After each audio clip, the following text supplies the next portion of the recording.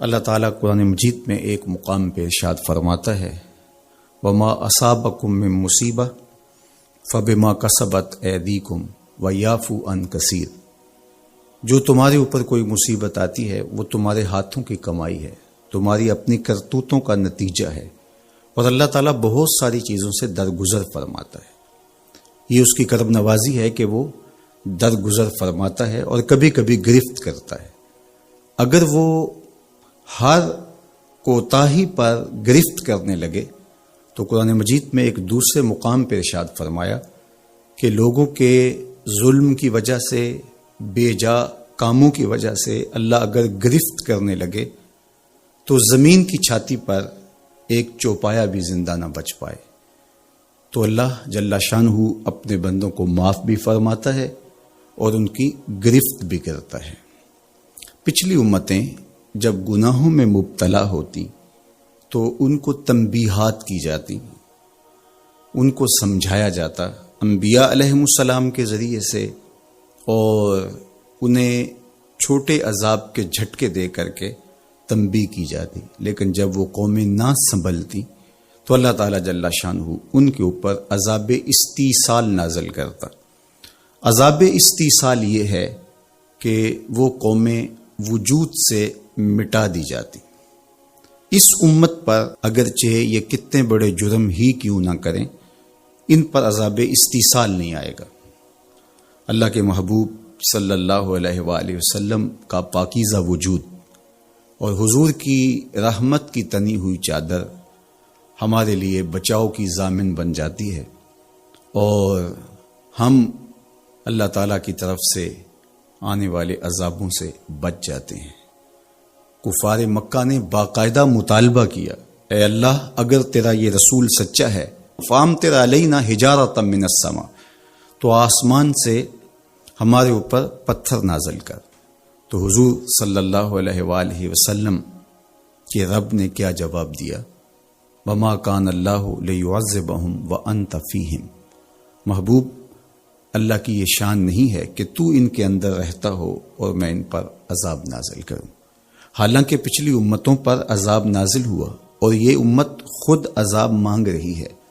کفار نے عذاب طلب کیا لیکن کہا کہ محبوب تیری وجہ سے میں ان پر عذاب نازل نہیں کروں گا، اگر ان کی رحمت نہ ہو درمیان میں ابھی آگ لگ جائے دونوں جہاں میں۔ تو وہ عذاب استیصال جو قوموں کے وجود کو مٹا دیتا ہے، امت مصطفیہ پر، حضور علیہ السلام کے غلاموں پر وہ کبھی بھی نہیں نازل ہوگا۔ لیکن آزمائشیں، ابتلائیں اور سزائیں ان کو وقفے وقفے سے دی جاتی ہیں تاکہ یہ سنبھل جائیں اور اپنے اعمال کو درست کریں اور اپنا محاسبہ کریں۔ اگر وہ اس کے باوجود بھی نہ سمجھیں تو اللہ تعالیٰ جل شانہ کی سخت ناراضگی کا موجب ہے۔ اہل ایمان پر جو ابتلائیں آتی ہیں، جو آزمائشیں آتی ہیں، اس پر جب وہ صبر کرتے ہیں اور اللہ کی طرف رجوع کرتے ہیں تو ان کو اس کا اجر اور اس کا صلہ دیا جاتا ہے۔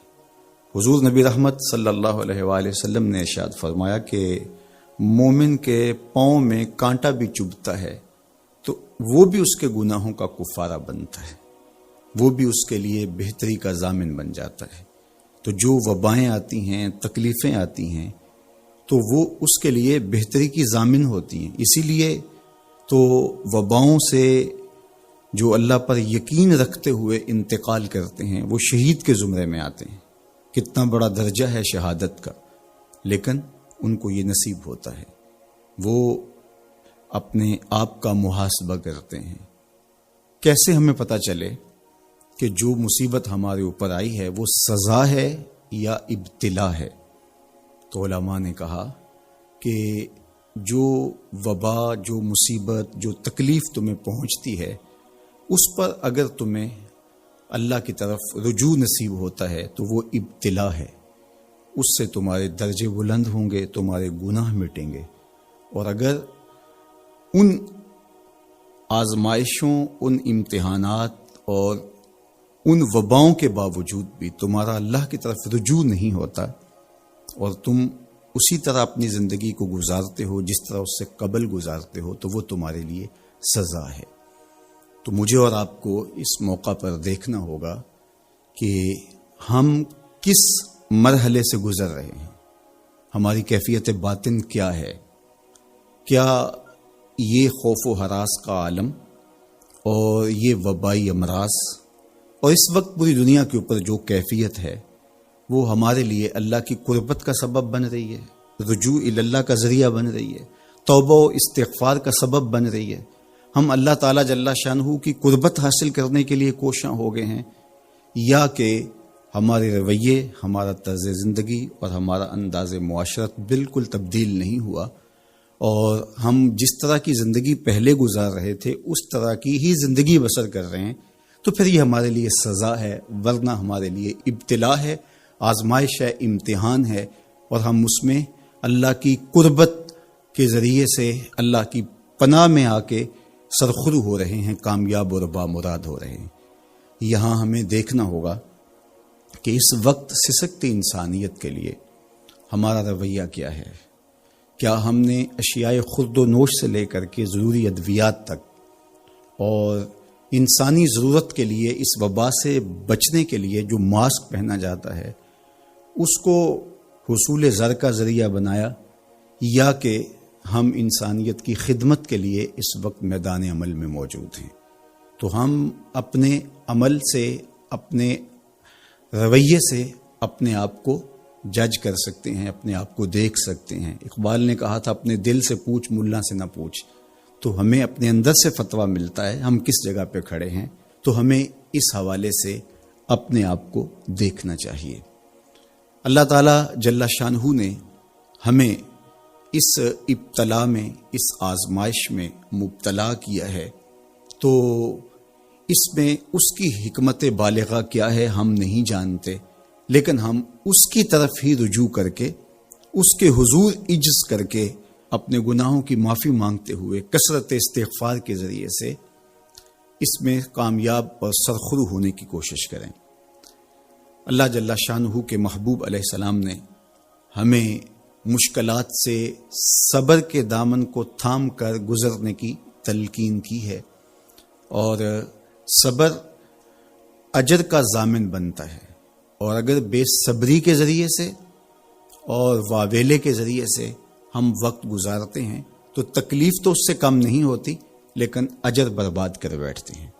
ہمیں ایسی مشکل گھڑیوں میں صدقہ و خیرات کے ذریعے سے اللہ کی قربت اختیار کرنے کا حکم دیا گیا۔ فرمایا گیا داو مرداکم بالصدقہ، اپنے مریضوں کا علاج صدقے سے کرو، تمہارے امراض کا علاج صدقے میں چھپا ہوا ہے۔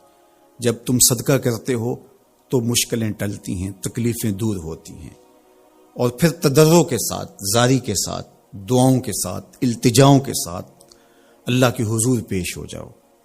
تم امتحان گاہ میں کھڑے ہو، وَاسْتَقْبِلُوا امواج البلا بالدعاء والتضرع، فرمایا کہ بلاؤں اور آزمائشوں کی موجیں جب تمہاری طرف بڑھ رہی ہوں تو تم تضرع اور زاری کے ساتھ اللہ کی مدد اور اللہ کی پناہ لے لو، اور جب تم اس کی پناہ میں آ جاؤ گے تو پھر تکلیفیں تمہارا کچھ نہیں بگاڑ سکتی، تمہارے درجے بلند ہوں گے اور تمہاری خطاؤں سے اللہ درگزر فرمائے گا، اور تمہارے لیے راحتوں کے، کرم نوازیوں کے در کشادہ ہوں گے۔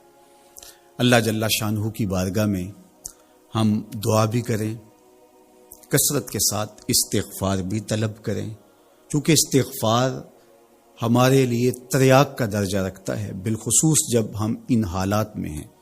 حضرت سیدنا عمر رضی اللہ تعالی عنہ فرماتے ہیں لو نزلت صاعقۃ من السماء ما اصابت مستغفرا، آسمان سے کڑکتی ہوئی بجلیاں بھی نازل ہوں تو جو استغفار کر رہا ہوگا وہ ان سے محفوظ رہے گا۔ تو استغفار کرنے والا اللہ جل شانہ کی پناہ میں آ جاتا ہے، اس کی حفاظت کے حصار میں آ جاتا ہے۔ حضرت امام شافعی علیہ رحمہ فرماتے ہیں کہ میری زندگی کا نچوڑ، میں نے جو دین پڑھا ہے، دین سمجھا ہے، تو اس کا خلاصہ یہ ہے کہ ما رأیت انفع للوباء من التسبیح، وباؤں اور ابتلاؤں کے اندر تسبیح سے بہتر میں نے کوئی وظیفہ نہیں پایا ہے۔ تو جب آپ اللہ کی تسبیح بولتے ہیں، اس کی پاکی بولتے ہیں، تو آپ اللہ کی رحمتوں کے حصار میں آ جاتے ہیں، اس کی پناہ میں آ جاتے ہیں۔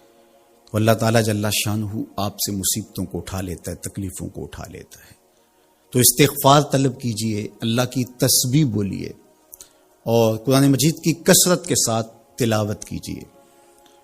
آج جب کہ فرصت کے لمحے ہمارے ہاتھ آ ہی گئے ہیں اور ہم کسی وجہ سے گھروں میں بیٹھ ہی گئے ہیں، تو اس موقع پر ہمیں کتاب اللہ کے ساتھ جڑنا چاہیے۔ کتاب اللہ کے ساتھ ہمارا تعلق جتنا مضبوط ہوگا، اللہ پر یقین اتنا ہی پختہ سے پختہ تر ہوتا چلا جائے گا۔ لیکن آج اگر سویر سے لے کر شام تک اور شام سے لے کر سویر تک ہم اپنا وقت یوں ہی برباد کر رہے ہوں اور ہمیں قرآن مجید کھول کر کے پڑھنے کی توفیق بھی میسر نہ آئے، تو پھر اس کا مطلب یہ ہے کہ ہم اس سزا کو کاٹ رہے ہیں، اس ابتلا سے اللہ کی قربت حاصل نہیں کر رہے۔ تو قرآن مجید کی تلاوت ہمیں اللہ کی قربت دیتی ہے، بلکہ ایک روایت میں آیا کہ جو شخص قرآن مجید کی تلاوت میں مشغول رہا اور اس مشغولیت کی وجہ سے اس کو دعا مانگنے کا موقع بھی نہ مل سکا، اللہ اس کو دعائیں مانگنے والوں سے زیادہ عطا فرمائے گا، چونکہ وہ اللہ کے کلام کے اندر مصروف ہو گیا۔ تو آج کل فرصت کے لمحات میں ہمیں اپنے بچوں کو بٹھا کر کے بھی ترغیب دینی چاہیے کہ وہ قرآن مجید کی تلاوت کریں، اور خود بھی قرآن مجید کی تلاوت اپنے معمولات میں شامل کرنی چاہیے۔ اور جتنے بھی یہ دن ہمیں میسر ہیں، اپنی روٹین اس حساب سے ہم بنا سکتے ہیں کہ قرآن مجید کے ساتھ ہم جڑ جائیں، اور اس کو اگر مفاہیم و مطالب کے ساتھ پڑھنے کا مزاج ہو اور روزانہ 1 پارہ یا 2 پارہ اس کے مفاہیم کے ساتھ، اس کے مطالب کے ساتھ اگر پڑھنا نصیب ہو جائے، تو پھر قرآن مجید کے پیغام کو سمجھنے کا ہمیں موقع مل جائے گا۔ چونکہ یہ کتاب ہمارے آقا و مولا حضور ختم المرتبت صلی اللہ علیہ وآلہ وسلم کی وساطت سے ہمارے نام ہمارے رب کا پیغام ہے، سندیسہ ہے ہمارے رب کا۔ ہمارے رب نے ہمیں کیا کہا ہے ہمیں سمجھنا چاہیے۔ دنیا کے کسی ایسے ملک سے میرے اور آپ کے نام کوئی خط ہو اور اس زبان میں ہو جو زبان میں نہیں جانتا، تو اتنی دیر تک میں چین سے نہیں بیٹھتا، آپ چین سے نہیں بیٹھتے جب تک اس کے مندرجات معلوم نہیں کر لیتے، اس میں خوشی کی خبر ہے یا کوئی غم کا قصہ ہے، یہ خط میرے نام کیا پیغام لے کر آیا ہے۔ تو صاحب یہ قرآن حضور کی معرفت، ہمارے نام ہمارے رب کا خط ہے۔ تو ہمیں دیکھنا ہوگا کہ اس کتاب نے ہمیں کیا پیغام دیا ہے، اس کتاب کا حکم نامہ ہمارے نام کیا ہے، اور پھر ہم اس کتاب کو اپنی زندگی میں اتار کر کے اپنے شب و روز کے اندر شامل کر کے اس کی تعلیمات کو ایک پاکیزہ اور ستھرے مسلمان بن کے ابھر سکتے ہیں۔ تو اس موقع سے بھرپور فائدہ ہمیں حاصل کرنا چاہیے۔ اس کی تلاوت بھی کریں، خالی تلاوت بھی قرآن مجید کی تمہیں محرومیوں سے نکالے گی۔ حضرت اقبال علیہ رحمہ نے اپنے ایک دوست کو خط لکھا کہ قرآن مجید اگر مفاہیم و مطالب کے ساتھ تمہیں نہیں بھی پڑھنا آتا تو پھر بھی اس کی تلاوت کو معمول زندگی بناؤ، اس لیے کہ ناظرہ قرآن پڑھنے سے بھی قلب کا تعلق حضور کے قلب اطہر سے جڑتا ہے، حضور سے قربت نصیب ہوتی ہے اس کتاب کے پڑھنے سے، اس کی تلاوت کرنے سے، چونکہ یہ حضور کے قلب اطہر پہ نازل ہوا ہے، حضور کے سینہ اقدس پہ نازل ہوا ہے، تو اس سے تعلق حضور کے قلب اطہر کے ساتھ جڑنا ہے۔ اور ہمیں فرمایا گیا کہ راتوں کی تنہائیوں میں اٹھ کے قرآن پڑھا کرو اور قرآن پڑھتے ہوئے رویا کرو، اور یہ بھی فرمایا گیا فَإِلَّمْ تَبْكُوا فَتَبَاكُوا، اور اگر رونا نہ آئے تو رونے کی کوشش کیا کرو، تکلف کے ساتھ اپنے اوپر وہ کیفیت طاری کرو کہ تمہاری آنکھیں آنسوؤں کا خراج دیں اس قرآن کو پڑھتے ہوئے۔ کیا یہ تصور تھوڑا ہے کہ جب تم قرآن پڑھ رہے ہو تو اس خیال میں ہو کہ میں اپنے رب کا کلام پڑھ رہا ہوں؟ فرمایا تمہارا رب سے ہم کلام ہونے کو جی چاہے تو قرآن کھول کے بیٹھ جاؤ، یہ رب سے ہم کلام ہونا ہے۔ حضرت داتا گنج بخش علی حجویری علیہ رحمہ سے ایک مرید نے کہا حضرت اگر رونے کی کوشش کریں تو پھر بھی رونا نہ آئے تو فرمایا پھر اپنے مقدر پہ رویا کرو، تم اتنے سنگ دل ہو گئے ہو کہ تم رونا بھی چاہتے ہو لیکن تمہاری آنکھیں آنسوں کا خراج نہیں دیتی۔ تو اس کتاب کے ساتھ جڑ کے، اس کتاب کے ساتھ وابستہ ہو کے، اس کے ساتھ تعلق خاطر قائم کر کے اپنی زندگی کو سنوارا جا سکتا ہے۔ یہ کتاب زندگی ہے، یہ نسخہ حیات ہے، نسخہ کیمیا ہے۔ فاش می گوئم آنکھ در دل مزمرست، این کتاب نیز چیز دیگرست۔ اقبال نے کہا اگر میں کھل کے بتا دوں جو میرے سینے میں پوشیدہ ہے، یہ کتاب نہیں، یہ کوئی اور ہی چیز ہے۔ یہ زندگی بخش ہے، یہ حیات آفری ہے۔ اس کا ایک ایک لفظ نور دیتا ہے، اس کا ایک ایک حرف اجالے بانٹتا ہے۔ بلکہ وہ لوگ جو اس کتاب سے زندگی حاصل نہیں کرتے اور اس کتاب کے ہوتے ہوئے بھی محرومیوں کا شکار ہے، تو بڑی خوبصورتی کے ساتھ اقبال نے تنقید کی اور سوئے ہوئے ضمیر جگانے کی کوشش کی۔ ببند صوفی و ملا اسیری حیات از حکمت قرآن گیری، با آیاتش ترا کار جزی نیست کیا از یاسین او آساں بمیری۔ اقبال کہتے ہیں تو جاہل صوفی اور کاہل ملا کے ایسے پھندے میں پھنسا کہ تو نے قرآن سے زندگی تلاش نہیں کی۔ قرآن کی آیتوں سے تجھے صرف اتنا سروکار ہے، جب تیرے بوڑھے کی روح اٹک گئی تو تو سورہ یاسین لے کے بیٹھ گیا کہ میں اس کی تلاوت کروں اور اس کی روح آسانی سے نکل جائے۔ اقبال کہتے ہیں اس میں کوئی شک نہیں ہے، مرنے والے کو اس کا فائدہ ہوتا ہے، لیکن مجھے افسوس اس بات کا ہے کہ اس قرآن سے بھی تو نے مرنا ہی سیکھا، کاش اس قرآن سے جینا سیکھ لیا ہوتا۔ یہ تجھے زندگی کے کرینے سکھاتا، تجھے اسلوب حیات بتاتا، تجھے جینے کا طریقہ بتاتا، تجھے محمد عربی کی دہلیز پہ لے جاتا، تمہیں خدا کی قربت دیتا، خشیت الہی کے اجالے دیتا۔ یہ کتاب زندگی بخش اور حیات آفری تھی، تو نے کیوں اس کتاب کے ہوتے ہوئے اپنے آپ کو محرومیوں کے سپرد کر دیا؟ تو یہ موقع ہمیں ملا ہے زندگی کی گہما گہمی میں، زندگی کی چکا چون میں، سویر سے شام تک، شام سے سویر تک بھاگم بھاگ لگی تھی، تو کسی وجہ سے لمحے فرصت کے ہاتھ آ ہی گئے ہیں، تو آئیے ہم اپنا ربط کتاب اللہ سے جوڑیں، قرآن سے جڑ جائیں اور اس کی تلاوت کو شعار زندگی بنا لیں۔ گھر تو می خواہی مسلمہ زیستن نیست ممکن جز بقرآن زیستن، اگر تو مومن بن کے، مسلمان بن کے جینا چاہتا ہے تو قرآن کے بغیر تیرا ایک لمحہ بھی نہیں بیت سکتا۔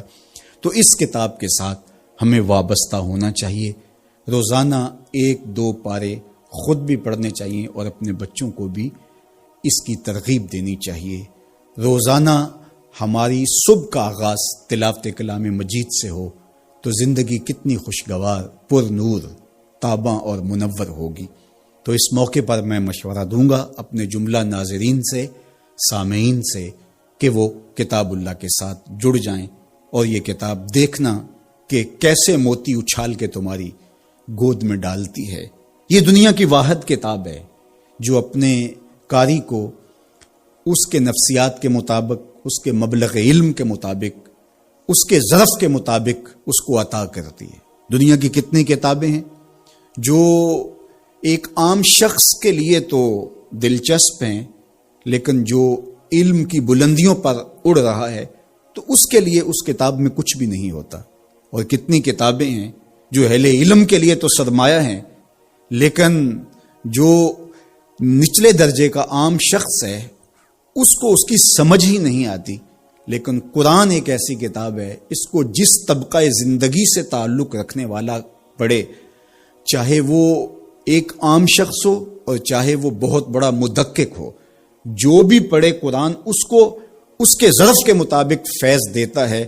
ہم ہوئے، تم ہوئے کہ میر ہوئے، اس کی زلفوں کے سب ہی اسیر ہوئے۔ یہ اس کتاب کا اعجاز ہے، اس کتاب کا کمال ہے، اور یہ اپنے پڑھنے والوں کے لیے آسان ہے، رشد و ہدایت کی ضامن ہے اور اللہ کی قربت کا ذریعہ ہے، ہمیں زندگی گزارنے کا اسلوب دیتی ہے اور حیات آفرین کتاب ہے۔ تو اس کے ساتھ ہمیں جڑنا چاہیے اور اس موقع سے ہمیں بھرپور فائدہ حاصل کرنا چاہیے۔ ایک بات میں یہ بھی عرض کرنا چاہوں گا کہ اس موقع پر خاص طور پہ ہمیں تھوڑا سا اپنا محاسبہ کرنے کے لیے بھی وقت مل گیا ہے۔ بھاگ دوڑ کے اندر سویر سے شام تک ہمیں اپنے آپ پر غور کرنے کا موقع نہیں ملا اور مقصد حیات کو سمجھنے کی فرصت نہیں ملی۔ ہم کیوں آئے تھے دنیا پر؟ مقصد زندگی کیا تھا؟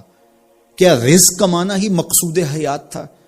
چلو حلال ہی صحیح، یہ تو کام چیونٹی بھی کرتی ہے، صبح اپنی بل سے نکلتی ہے کسی کو ضرر نہیں دیتی، تکلیف نہیں پہنچاتی، حلال رزق جمع کرتی ہے اور شام تک وہ اس کام میں لگی رہتی ہے۔ موسم برسات کے لیے بھی جمع کرتی ہے، اپنے بچوں کے لیے بھی ضرورت پوری کرتی ہے، کسی کو تکلیف بھی نہیں پہنچاتی۔ اگر یہی وظیفہ حضرت انسان کا ہے تو پھر انسان میں اور حیوانات میں، بہائم، وحوش، طیور میں فرق کیا ہوا؟ یہ اشرف المخلوقات پھر کس بات پہ ہوا؟ تو کیا یہ انسان کے لیے باعث شرف ہے؟ نہیں، انسان کے لیے شرف کا سبب کوئی اور ہے۔ اس نے اپنے مقصد کو سمجھنا تھا، آنے کے مقصود کو جاننا تھا، اور جو اپنے مقصود زندگی کو ہی نہیں سمجھ پایا تو قرآن نے ایک مقام پہ ارشاد فرمایا، من کان فی ہذہ اعمی فہو فی الآخرۃ اعمی، جو اس دنیا میں اندھا رہا کل قیامت کے دن بھی نابینا اٹھایا جائے گا۔ اس سے ان آنکھوں کی بے نوری مراد نہیں ہے، وہ تو حدیث پاک میں آتا ہے جو آنکھوں سے آزمایا گیا، ان دو محبوب چیزوں سے آزمایا گیا، تو اس کو اللہ تعالیٰ اس کے بدلے میں قیامت کے دن اجر دے گا، صلہ دے گا۔ دنیا کے اوپر اگر کسی کو بینائی نہیں دی گئی تو کتنی بڑی آزمائش ہے۔ جہاں اندھیرا ہے، کائنات کی رنگینیاں، خوبصورتیاں، کائنات کا جمال، یہ کیا کچھ ہے کائنات کے اندر، لیکن وہ کچھ نہیں دیکھ پایا۔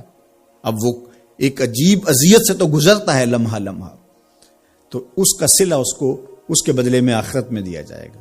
تو یہ نہیں کہ دنیا کے اوپر نابینا تھا کوئی، ان ظاہری آنکھوں میں روشنی نہیں تھی تو قیامت کے دن بھی نابینا اٹھایا جائے، اس کا کیا قصور؟ اس سے مراد دل کا نابینا ہونا ہے۔ جو اس دنیا میں اندھا رہا، جس کے دل نے اللہ کی معرفت کا نور نہ پایا، جو مقصد زندگی نہ سمجھ پایا، جو مقصد زیست نہ سمجھ پایا، میں دنیا پہ آیا کیوں تھا، وہ کیا خوب کہا تھا اکبر الہآبادی نے، کیا بتائیں احباب کیا کار نمایاں کر گئے، بی اے کیا، نوکر ہوئے، پینشن ملی اور مر گئے۔ زندگی کا یہ مقصد تو نہیں ہے۔ تو زندگی کسی کام کے لیے، ہم اللہ کی معرفت حاصل کریں، اپنی زندگی کے مقصود اور مدعا کو سمجھیں کہ ہم کیوں تخلیق کیے گئے اور ہمیں فہم و فراست اور عقل و خرد سے کیوں نوازا گیا۔ تو وہ مقصد اگر ہم نے نہیں پایا تو اس موقع پہ ہمیں اپنا محاسبہ کر کے غور کرنا ہوگا اور اپنی زندگی کی راہوں کو درست کرنا ہوگا۔ اللہ کے حضور رجوع کریں، سچی توبہ کریں۔ آج یہ تھوڑے سے حالات دیگر گوں ہوئے اور موت آنکھوں کے سامنے رقص کرتی ہوئی نظر آئی۔ ابھی تو ہم نے سوشل میڈیا پہ مختلف لوگوں کی موت کے رقص کو دیکھا، ہم نے الیکٹرانک میڈیا کے اوپر مختلف ممالک کی خبریں دیکھیں اور دل لرزنے لگے۔ اور جب اپنی آنکھوں کے سامنے ان لوگوں نے یہ مناظر دیکھے ہوں گے تو کیا عالم ان کا ہوگا اور کیا کیفیت ان پر بیتی ہوگی، اور کس کرب سے، کس اذیت سے وہ گزرے ہوں گے۔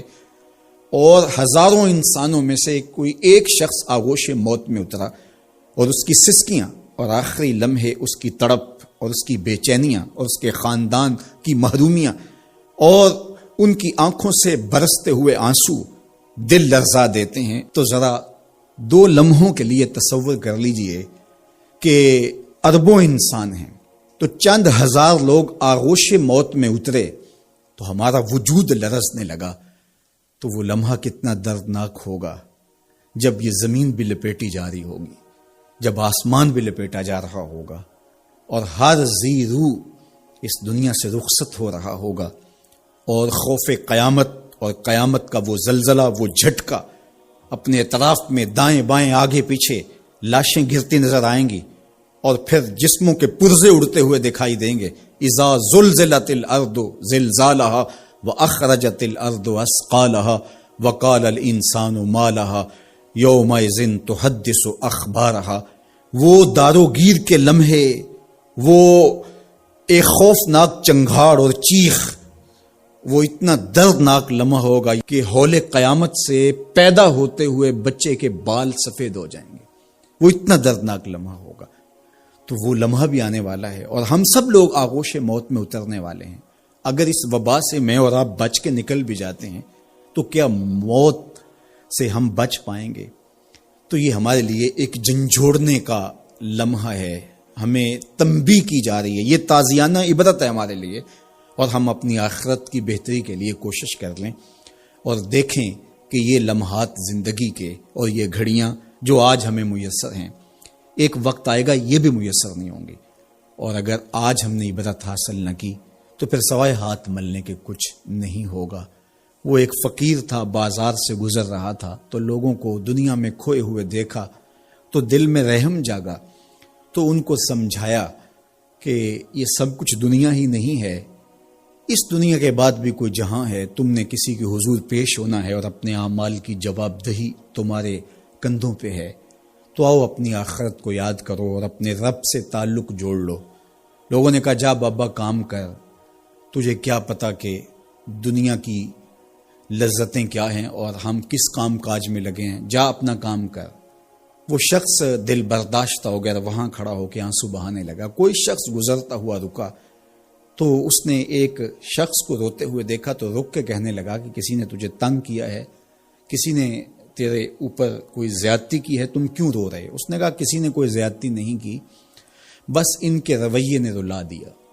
کہا کیا ہوا؟ کہا گزر رہا تھا، ان کو دنیا میں کھوئے ہوئے دیکھا، دل میں خیال جاگا کہ ان بندوں کی اور رب کی صلح نہ کروا دوں۔ تو کہا پھر کیا بنا؟ کہا وہ تو مان گیا تھا، یہی نہیں مانے۔ وہ تو کہتا تھا لے آ میری دہلیز پہ، میں سارے گناہ معاف کر دوں گا۔ التائب من الذنب کمن لا ذنب لہ، گناہ سے توبہ کرنے والا ایسا ہو جاتا ہے جس طرح اس نے گناہ کیا ہوا ہی نہیں۔ نامہ اعمال سے بھی گناہ مٹا دیے جاتے ہیں، فرشتوں کی یادداشتوں سے بھی محو کر دیے جاتے ہیں، اور گناہ جس جگہ پہ کیے زمین گواہ ہوتی ہے، ہاتھ پاؤں گواہ ہوتے ہیں، سب جگہوں سے محو کر دیے جاتے ہیں۔ اور گناہ سے توبہ کرنے والا ایسے ہوتا ہے جیسے اس نے ابھی ماں کے پیٹ سے جنم لیا ہو۔ تو کہا وہ تو کریم ہے، سورج ابھی مغرب سے طلوع نہیں ہوا، رحمت کا در کشادہ ہے، توبہ کا دروازہ بند نہیں ہوا، تو میرا خیال تھا ان بندوں کی اور رب کی صلح کروا دوں۔ تو وہ تو مانتا تھا، ہم تو مائل بکرم ہیں، کوئی سائل ہی نہیں، لیکن ان سے بات کی تو یہ نہیں مانے۔ خیر وقت گزر گیا، وہی شخص دو ایک دن کے بعد قبرستان کے قریب سے گزرا تو وہی فرد وہاں روتا ہوا پایا گیا۔ تو اس نے پھر اپنی گاڑی، اپنی سواری روکی اور کہا بابا عجیب شخص ہے، بازاروں میں بھی روتا ہے، قبرستانوں میں بھی روتا ہے، آج کیا مسئلہ تجھے ہوا؟ کہا مسئلہ وہی میرا کل پرسوں والا ہے۔ کہا کیا ماجرا ہوا؟ کہا بازار میں گیا تھا اور میرا خیال تھا کہ بندوں اور رب کی صلح کروا دوں، وہ تو مان گیا لیکن یہی نہیں مانے، مایوس ہو کے آج قبرستان والوں کے پاس آ گیا اور یہاں میرا خیال یہ ہوا ان کی اور اس کی صلح کروا دوں۔ تو بڑی دلچسپی سے پوچھا کہ آج کیا بنا؟ کہا آج یہ مان گئے ہیں، وہ نہیں مانتا۔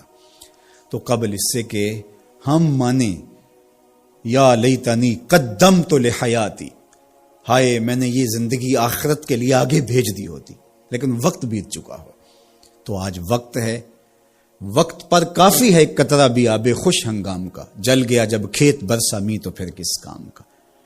میں نے تو کتب میں پڑھا ہے کل قیامت کے دن نیکوکار بھی پچھتائیں گے، بدکار بھی پچھتائیں گے۔ بدکاروں کا پچھتانا تو سمجھ میں آتا ہے، نیکوکار کیوں پچھتائیں گے؟ جب وہ اپنے اچھے اعمال کی جزا دیکھیں گے تو وہ پچھتائیں گے، جو چند لمحے ضائع کر دیے وہ بھی کیوں ضائع کر دیے، وہ بھی یاد الہی میں بسر کیے ہوتے۔ اور جنہوں نے اپنی زندگی گناہوں میں گزار دی، خواہشات نفس میں گزار دی، آرزوؤں اور تمناؤں میں بسر کر دی، دو دنی چار کے چکر میں پڑے رہے، دولت کے انبار لگ گئے، پھر بھی نفس رجا نہیں ہے، اندر کی خواہشات تشنا کی تشنا ہی رہی، پھر بھی سیرابی نہیں ہوئی۔ کوزائے چشم حریصاں پر نشد، تا صدف کانے نشد پر در نشد۔ رومی علیہ رحمہ فرماتے حریص کی آنکھ کا پیالہ نہیں بھرتا۔ کہا کہ جب تک صدف کانے نہیں ہوتا اس میں موتی نہیں آتے، اور سادی شیرازی بولتے ہیں کہ پیٹ بھر جاتا ہے آنکھ نہیں بھرتی۔ تو ساری زندگی حال من مزید کے نعرے لگاتے رہے، جتنا بھی میسر ہوا پھر آگے بڑھتے رہے، آگے بڑھتے رہے، کسی جگہ پہ بھی فل سٹاپ نہ آیا، اور زندگی یوں گزرتی رہی، بسر ہوتی رہی، اور اپنی زندگی برباد کر دی، حتی زرتم المقابر، یہاں تک کہ قبروں میں جا پہنچے۔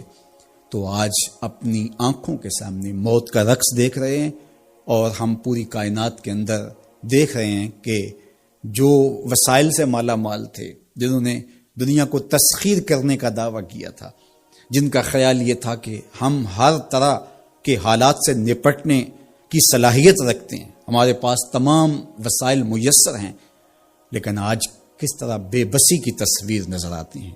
ایک چھوٹا سا وائرس ہے جو خوردبین سے دیکھا جاتا ہے، اور اس نے انسان کو بے بس کر دیا۔ تو انسان کو سمجھنا چاہیے کہ اللہ کی طاقت کتنی ہے، ایک تو قیامت کے دن جب لوگ آغوش موت میں ہوں گے اور بڑے بڑے متکبرین، سرکش، متمردین، بادشاہ، شہنشاہ، کج کلا آغوش موت میں ہوں گے، تو اللہ تعالیٰ فرمائے گا آج کس کی بادشاہی ہے؟ تو کوئی نہیں بول سکے گا۔ اللہ فرمائے گا انا المالک، میں بادشاہ ہوں۔ فرمائے گا این المتکبرون، تکبر کرنے والے کہاں ہیں؟ تو کہاں ہوں گے تکبر کرنے والے؟ کوئی سر اٹھانے کے قابل نہیں ہوگا۔ اللہ فرمائے گا میں ہوں متکبر، کبریائی مجھی کو زیبا ہے۔ تو یہ کل جو ماننا ہے تو اچھا نہیں کہ آج ہی مان لیں اور اپنی زندگی کو اس کی راہوں پہ لگا لیں۔ تو یہ مختصر زندگی اللہ کی امانت ہے۔ اللہ جل شانہ ہمیں اس زندگی کو اس کے راستے میں لگانے کی توفیق دے۔ یہ آزمائش کی گھڑیاں، یہ سزا کے جھٹکے، یہ عبرت کے تازیانے، یہ ہمارے سمجھانے کے لیے ہوتے ہیں۔ حضرت امام غزالی فرماتے ہیں یہ ڈوبتا ہوا سورج روز ہمیں بتاتا ہے کہ میاں زندگی پائیدار نہیں ہے، ایک دن تمہاری زندگی کا سورج بھی ڈوب جانا ہے۔ یہ پھیلی ہوئی قبریں، یہ جوانی سے بڑھاپے کی طرف بڑھتے ہوئے لوگ، یہ اٹھتے ہوئے جنازے، یہ سب کچھ تمہیں بتاتے ہیں۔ تم سمجھو اور اپنی زندگی کو خیر کی راہوں پر ڈال لو۔ آج لمحہ ہے زندگی کا موجود لمحہ، اور آج کا پچھتاوا کل کی بہتری کی ضمانت ہوگا۔ کل کا پچھتاوا سوائے حسرت بڑھانے کے اور کچھ نہیں ہوگا۔ اللہ مجھے آپ کو زندگی کی اچھائیاں نصیب فرمائے۔ اج ساوی نے کھلے راوی نے انج ٹوک انوکھڑے ٹوک دے نہیں، ٹر پویں تے پینڈے مک جاندے، کار بیٹھیاں فاصلے مک دے نہیں۔ تو آج ایک ایک قدم بھی چلیں گے تو منزل تک پہنچ جائیں گے، لیکن کل یہ قدم شل ہو جائیں گے، یہ زبان بولنے سے بند ہو جائے گی۔ یہ دارالعمل ہے، وہ دارالجزا ہے، پھر دارالجزا میں عمل نہیں ہوگا، پھر پچھتاوا، پھر ڈاڈا پچھتاوا، سخت پچھتاوا، حسرت پہ حسرت، دکھ، اذیت۔ ہائے کوئی چیخ چیخ کے کہتا تھا میں اس کی بات مان لیتا، میرے گھر میں قرآن پڑھا تھا میں کھول کے دیکھ لیتا، میں مصلحین کی بات سن لیتا، میں اٹھتے ہوئے جنازوں سے کچھ سمجھ لیتا، میں قبرستانوں میں جاتا، ٹوٹی شکستہ قبریں مجھے کوئی کہانی سنا رہی تھی جن کا طوطی بولتا تھا، پھر ان کی قبروں پہ خاک بھی اڑتی میں نے دیکھی، لیکن میں نے کسی سے عبرت حاصل نہ کی۔ میں نے سمجھا کہ یہ جوانی ہمیشہ رہے گی، یہ زندگی ہمیشہ رہے گی، لیکن سارا خواب تھا ٹوٹ کے بکھر گیا۔ تو آج پچھتاوا ہے، تو کل جو پچھتانا ہے تو آج ہی پچھتا لیں اور اپنی زندگی کو اللہ اور اس کے رسول کی راہوں پہ لے آئیں۔ اللہ مجھے آپ کو اپنی راہوں کا مسافر رکھے اور زندگی کو حضور علیہ الصلوۃ والسلام کی اطاعت کے فرما برداری کے دائرے میں لے آئیں۔ وآخر دعوانا ان الحمد للہ رب العالمین، الحمد للہ رب العالمین، والصلاۃ والسلام علی اشرف الانبیاء والمرسلین۔ اللہ اٹھے ہوئے ہاتھ، پھیلی ہوئی جھولیاں اپنی رحمتوں سے بھر دے، بخت کی بہاریں نصیب فرما دے، مقدر کی خزائیں رخصت کر دے۔ جئیں تو تیرے لیے، مریں تو تیرے دین کے لیے، زندگی کی آخری ہچکی تک تیرے رسول کے وفادار رہیں۔ ہر علت، ہر قلت، ہر ذلت سے رہائی عطا کر دے، اپنے محبوب کے در کی گدائی عطا کر دے۔ نفس و شیطان کے مکر و فریب سے، دجل و تلبیسات سے ہماری حفاظت فرما۔ اے اللہ ان وباؤں سے نجات عطا کر دے۔ اے اللہ تیری مخلوق تڑپ رہی ہے، سسک رہی ہے، میرے مالک اپنی مخلوق پہ رحم فرما اور اپنا خاص کرم فضل ان پہ نازل کر دے۔ اے اللہ اس وبائی مرض سے نجات عطا کر دے، اپنا خاص کرم فضل اللہ امت مسلمہ کا مقسوم کر دے۔ اللہ میرے وطن کی خیر فرما، میرے ملک کو امن کے اجالے عطا کر دے۔ اللہ میرے ملک کی معیشت کو جمال عطا کر دے، خیر، خیریت، برکت، رحمت اور راحت ہمارا مقدور کر دے۔ اٹھے ہوئے ہاتھ خالی نہ موڑنا، پھیلی ہوئی جھولیاں اپنی رحمتوں سے بھر دے۔ ساری زندگی اپنی چوکھٹ کا فقیر رکھنا، اپنی دہلیز کا نوکر رکھنا، کبھی کسی کا محتاج نہ کرنا، ہمیشہ اپنی چوکھٹ کا فقیر رکھنا۔ اللہ ہم تیرے عاجز، ناتواں، کمزور بندے تیری دہلیز پہ ہاتھ پھیلائے، جھولیاں پھیلائے تیری رحمت کی بھیک مانگ رہے ہیں۔ میرے مالک اپنے کرم سے ہماری جھولیاں اپنی رحمتوں سے بھر دے۔ اس وبائی مرض سے اہل وطن کو، پورے عالم کو نجات عطا کر دے۔ اے اللہ اس مرض کو دور کر دے، اس کو ہواؤں میں اڑا دے، دنیا کے افق سے اس کو غائب کر دے۔ اللہ جو موجود ہے اس کے لیے اپنے کرم سے دوائیں نصیب فرما۔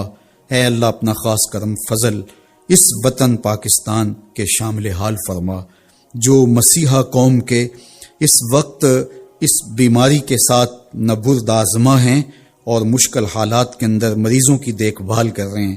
اللہ ان ڈاکٹرز کو حفاظتوں کے حصار میں رکھنا، ہماری پاک فوج، ہماری پولیس اور ہمارے ادارے جس طرح اس مشکل گھڑی میں قوم کے ساتھ آ کھڑے ہوئے، اپنی جانوں کو ہتھیلیوں پہ رکھ کے اے اللہ ان کی حفاظت فرما، ان کے اہل و عیال کی حفاظت فرما، ان کے بچوں کی حفاظت فرما، ان کی نسلوں کو خوشبودار رکھنا اور اپنی پناہوں کا حصار عطا کرنا۔ اللہ میرے وطن میں نظام رسول کی بہاریں پیدا کر دینا، اللہ خیر اور بھلائی مقسوم کر دینا۔ اے اللہ سسکتی انسانیت کا یہ درد دیکھ کر کے دنیا کے جو کارپرداز ہیں ان کو یہ سوچنے کی توفیق دے کہ کشمیر میں، القدس میں اور دیگر بلاد اسلامیہ کے اندر سسکتی انسانیت کیسے وقت کاٹتی ہے، اور دنیا کے اوپر امن کے لیے پائیدار کوششیں کرنے کی توفیق عطا فرما۔ اللہ ہمارے اٹھے ہوئے ہاتھ خالی نہ موڑنا، جملہ ناظرین کی جتنی دعائیں ہیں اللہ اپنے کرم سے مستجاب فرمانا، بے اولادوں کی جھولیاں اولاد سے بھر دینا، دکھیوں کے دکھ دور فرمانا، پریشان حالوں کی پریشانیاں دور فرمانا، بیماروں کو شفا عطا کر دینا، بے اولادوں کی گودیاں اولاد سے ہری کر دینا، انہیں اولاد نرینہ بھی بخشنا، اولاد مادینہ بھی بخشنا، اور ان پر اپنی خاص رحمات کا نزول کر دے۔ وصلی اللہ تعالی علی النبی الامین وعلی آلہ واصحابہ اجمعین۔